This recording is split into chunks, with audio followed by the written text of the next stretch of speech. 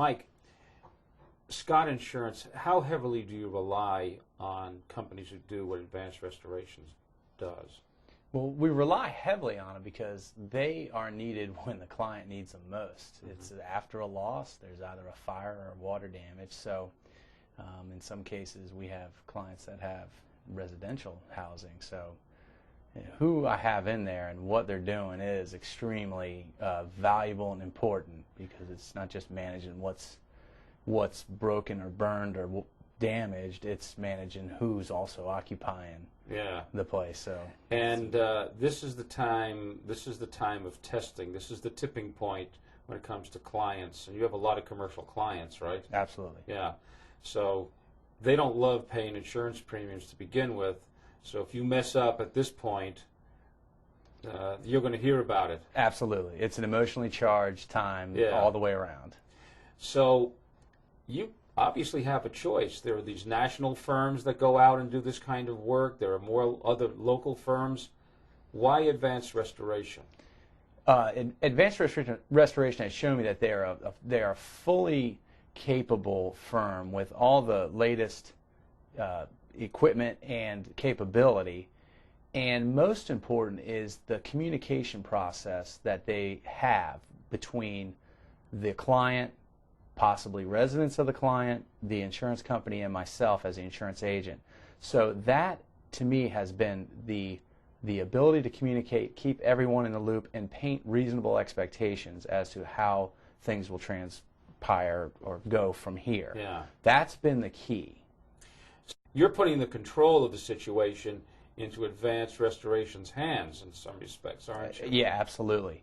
And in other cases, when I've had this go before, there was you're turning over control and you have no real established communication. Confidence. And just the sort of hopefully it went well because I didn't hear any problems. Well, now I know of a problem as it's happening, or an issue that just needs to be talked through and dealt with. So yeah, you are, and their work product is top notch, and I insure some of the most prestigious retirement communities in Virginia, and it is absolutely needed to not just be there on time and do what they say they're going to do, but do it to a quality product.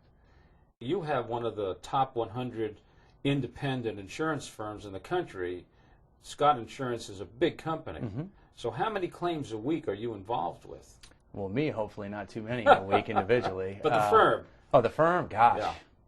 It's got to be hundreds in a week. Really? There's got to be. I mean, we have a staff of almost 20 people that do nothing but help quarterback claims to the insurance companies. So it's got to be close to 100 a week.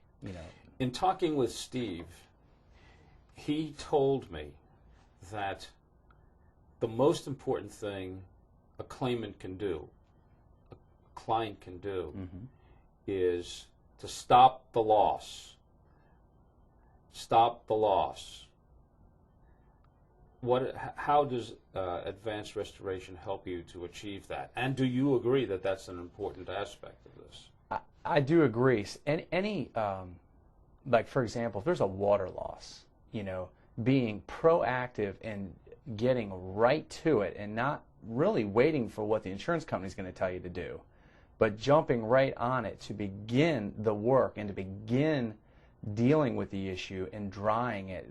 We've all heard about the mold problem. Well, mold can form in 24 hours. Nanosecond. Nanosecond. Right? Exactly. And the challenge there is that once the mold forms, the insurance companies don't want to pay for the mold. I'm interested in your comment about the insurance companies. Obviously, you have to walk a fine line because insurance companies have to be your friends as well as people you do business with, right? That's right. But you don't seem to have any compunction about speaking out, not against, but in favor of not listening necessarily to what the insurance company is going to tell you. What do you mean by that? What I mean by that is it's not listening to them, but it's not waiting to get an answer to be proactive, because the client has a duty to deal with it immediately. Mitigate the loss. Yeah, mitigate the loss. So they have a contractual duty to do that, but by the time a claims adjuster gets on the phone and by the time somebody gets out from the insurance company, that can be 1 day would be good, 2 or 3 or 4 days would be realistic, depending on the size of the claim.